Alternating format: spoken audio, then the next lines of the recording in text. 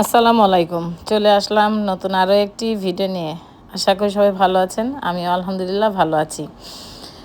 তো চলে এসেছি গ্রামের বাড়িতে, আমার বাবার বাড়িতে। আমার চাচাতো ভাইয়ের বিয়ে। তো পাশের বাড়িটাই আমার চাচার বাড়ি। দেখতে পাচ্ছেন যে গেট সাজানো হয়েছে, আর পাশেরটা হলো আমাদের বাড়ি।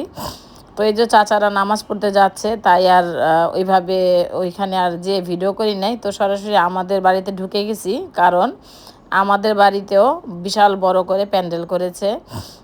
চাচার জায়গাটা ছোট, তাই চাচা ওইখানে অল্প করেছে, আর আমাদের এখানে বিশাল বড় করে প্যান্ডেল করেছে। তো যেহেতু প্রথম বেচে আমরা খেতে বসবো, তাই চলে আসছি বাড়ি থেকে। 5 মিনিট ছিলাম বাড়িতে, তারপরে চলে আসলাম আমরা। সবাই নামাজের পর পরে শুরু করে দিবে। তো আব্বা আম্মার কবর এখানে এটাকে বা কি বলে, মানে পর্দা দিয়ে ঢেকে দিয়েছে। তো আমি যেহেতু বাড়িতে এসেছি, বাবা মায়ের সাথে দেখা করব না, সেটা তো হয় না। তো এখানে আমার বাবা মা শুয়ে আছে। আমার বাবা মারা যাওয়ার 1.5 বছরের মধ্যে আমার মা মারা গেছে। তো একসাথেই দুইটা কবর, আমার বাবা আর আমার মার। তো আমাদের বাড়িতেই আমাদের গ্রামের বাড়িতে, নিজস্ব বাড়িতেই কবর দেওয়া হয়েছে। পাশে কিন্তু আমাদের নিজস্ব মসজিদ। তো এই তো বাবা আবার মায়ের সাথে দেখা করে আমরা ভিতরে চলে যাচ্ছি। প্রথম বেচে আমরা বসবো। আর গ্রামের বাড়ির বিয়ে তো সবাই কম বেশি জানেন, একটু ঝামেলা হয়ে থাকে। আর প্রথম বেচে যদি খাওয়া হয়, তাহলে সব কিছুই পরিষ্কার পাওয়া যায় না, তা না না হলে কিন্তু একটু সব কিছু একটু এলোমেলো হয়ে যায় আর কি। তো আমরা ভাইয়া, আমার বড় ভাই বলেছে যে তোমরা তাড়াতাড়ি বাড়ি থেকে চলে আসো, আয়সা এখানে বসো। তো প্রথম বেচে খেয়ে নিবা। আর এত গরম, যেটা বলে বোঝাতে পারবো না। আর এই তো দেখতেই পাচ্ছেন, অনেক আয়োজন, প্রায় 1000 মানুষের অ্যারেঞ্জমেন্ট করেছে। আর এই যে এখানে একটা ওয়াল একটু ভেঙে ফেলেছে মনে হয় চাচা, এই খাবার দেওয়ার জন্য আর কি। আর এই তো আমার দুই ভাবি, আমরা বিয়েতে আসবো বলে একই রকম এই যে খিমারগুলি কিনেছি, বোরখাগুলি কিনেছি। কালারটা কেমন হয়েছে অবশ্যই কমেন্ট করে জানাবেন। আমারও কিন্তু সেম এরকম একটা বোরখা। আমরা বাড়িতে আসবো, তাই সবাই একটা করে বোরখা কিনেছি। তো যাই হোক, এই তো খাবার শুরু হয়ে গেছে। এর মধ্যে আর ভিডিও করা হয়নি। আমার 3 ভাই একসাথে, দেখতেই পাচ্ছেন। মাঝখানের মেজো ভাই বড় হজ করতে যাবে। তো এসেছে গতকাল, মানে একদিন আগে এসেছে, তারপরের দিন বিয়ে। তো বড় ভাইয়া হলো যে পাঞ্জাবি পরা বা ডান সাইডে, বাম সাইডে বা ডান সাইডে, যাই হোক। আর যে কালো গেঞ্জি পরা, সেটা আমার ছোট ভাই। তো একসাথে 3 ভাই, আমি সাথে 4 ভাই বোন, আমরা একসাথে অনেক বছর পর হয়তো বা ছোটোবেলায় একসাথে খেয়েছি, থেকেছি, কিন্তু এই অনেক বছর পর একসাথে আমরা 4টা ভাই বোন একসাথে যে খাওয়া দাওয়া করছি। জানি না এই মানে এই যে এই সময়টা আবার কবে আসবে, আসলে আমি জানি না। তো অনেক ভালো লেগেছে, তাই ভিডিও না করে পারলাম না। এই স্মৃতিটা থেকে যাবে ভাইদের সাথে যে একসাথে খাওয়া দাওয়া করা। তো আমি খাওয়া রেখেই কিন্তু ভাইদেরকে ভিডিও করতেছিলাম।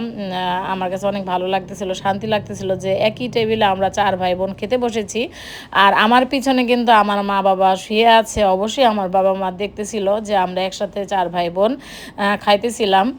তো যাই হোক, খাওয়া দাওয়া শেষ করে চলে যাচ্ছি আমার জায়গাটাতে। অনেক দিন পর যেহেতু এসেছি বাড়িতে, তো জায়গাটাতে চলে যাচ্ছি কি অবস্থা সেটা দেখার জন্য। সাথে কিন্তু আপনার ভাইয়া আছে, আমার মেজো ভাইয়া আছে, যেটা লন্ডন থাকে। ভাইয়া আবার বড় হজ করতে চলে যাবে। তো এত গরম ছিল, যেটা বলে বোঝাতে পারবো না। সবাই কম বেশি জানেন যে প্রচুর গরম পড়েছে। আমাদের অবস্থা খুবই খারাপ। আমার তো একদম ডিহাইড্রেশন হয়ে গেছিল। বাসায় আসার পর থেকে আমার অনবরত পেট খারাপ হয়ে গেছে এই গরমে। তো বেশিক্ষণ থাকি নাই কিন্তু বাড়িতে। তাই কিন্তু আমার চাচাতো ভাইয়ের বাড়িতে, চাচাদের বাড়িতে ঢুকে মানে বউয়ের ছবি ভিডিও বা ভাইয়ের ভিডিও কিছুই করতে পারি নাই। প্রচণ্ড গরম ছিল। খাওয়ার পরে তো আরও গরম লাগতেছিল, যেটা আপনাদের বলে বোঝাতে পারবো না। তো আপনাদের ভাইয়াকে আমাদের টেবিলে দেখেন নাই, সেটা হয়তো বা অনেকে প্রশ্ন করতে পারেন। কিন্তু আপনাদের ভাইয়া পরে এসেছে, আমাদের এক ব্যাচ পরে সে খেয়েছে, তাই আপনারা আমাদের সাথে আপনাদের ভাইয়াকে দেখেন নাই। তো যাই হোক, আপনার ভাইয়া এখান থেকে তারপর সে খেয়ে আরেক জায়গায় চলে যাবে, আর আমরা বাসায় চলে যাব।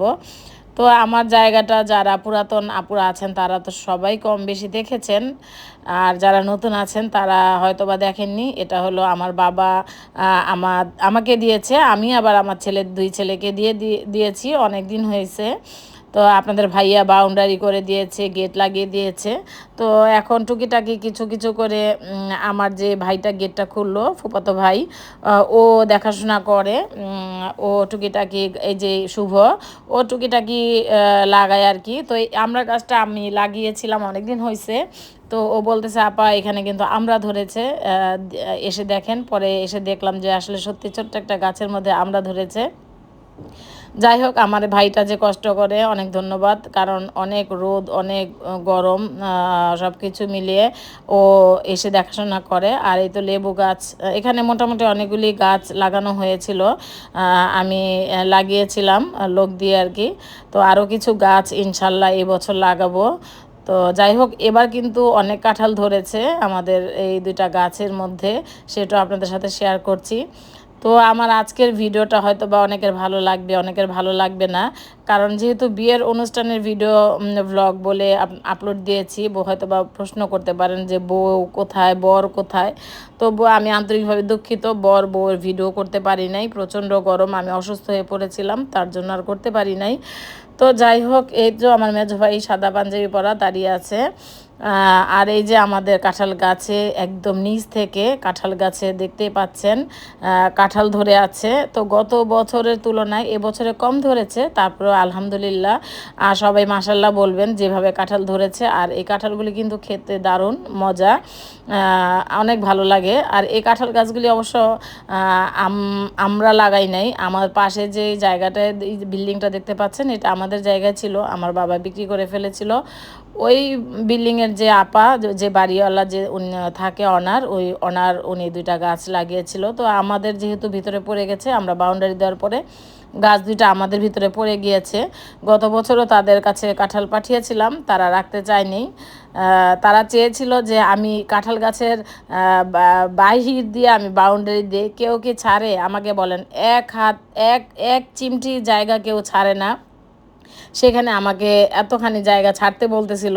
আমি, এটা তো প্রশ্নই আসে না, আমি মেপে আমার যতটুকু জায়গা, আমি ততটুকু জায়গায় আমি বাউন্ডারি দিয়েছি। তো উনি আমার সাথে অসন্তুষ্ট, কিন্তু জায়গাগুলি আমাদের, উনি আমাদের কাছ থেকে কিনেছে। আর উনি মানে এমন ভাব করতেছে যে আমরা মনে হয় ওনার কাছ থেকে জায়গাটা কিনেছি, জায়গা ছাড়লাম না কেন। তো আমার মনে হয় না কেউ জায়গা ছাড়ে। তো আমি আমার যতটুকু জায়গা ছিল অতটুকু মেপে আমি আমার জায়গাটাতে বাউন্ডারি দিয়েছিলাম। তো এর মধ্যে একদিন আলিফ এসে এই তরমুজ বিচি ফেলেছিল। তো মাশাল্লাহ অনেক বড় হয়েছে তরমুজের গাছটা। তো আলিফ দেখতেছিল বারবার যে সে গাছ লাগাইছে। তো আলিফের হাতে কিন্তু অনেক কিছু হয়, আগেও মাঝে মধ্যে ছোটোবেলায় লাগাতো, তখনও অনেক কিছু হইতো। যাই হোক, এখানে বিভিন্ন জায়গায় জায়গায় আমার ভাই, ফুফাতো ভাই শুভ অনেক কিছু লাগিয়েছে। তো বেগুন গাছে বেগুনও ধরেছে, তবে পোকা এসেছে দেখলাম। তো আমাকে বলতেছিল, দেখাইতেছিল, ও বলল যে এর মধ্যে বেগুন নাকি ও পেরেও বাসায় নিয়ে গেছে। আমি বলছি ভালো হয়েছে। আর মোটা মোটা দুইটা সাজনা গাছের ডালা লাগানো হয়েছে, সেটার আপনাদের সাথে শেয়ার করতে খেয়াল ছিল না হয়তো বা। তো ইনশাল্লাহ যদি সাজনা গাছগুলি হয় অবশ্যই আপনাদের সাথে শেয়ার করব। আর আমি কিন্তু এই যে মাঝখানে এই যে জবা ফুল গাছটা এনে লাগিয়েছিলাম, লাল জবা দেখতে পাচ্ছেন, অনেক কলি এসেছে, মাশাল্লাহ মাশাল্লাহ। আর পাশে একটা গাছ, সেটাও লাগিয়েছিলাম, ফুল গাছ। তো এখানে আসলে আসা হয় না তেমন, যদি আমি প্রায় সময় আসতাম তাহলে অনেক কিছু লাগাতাম।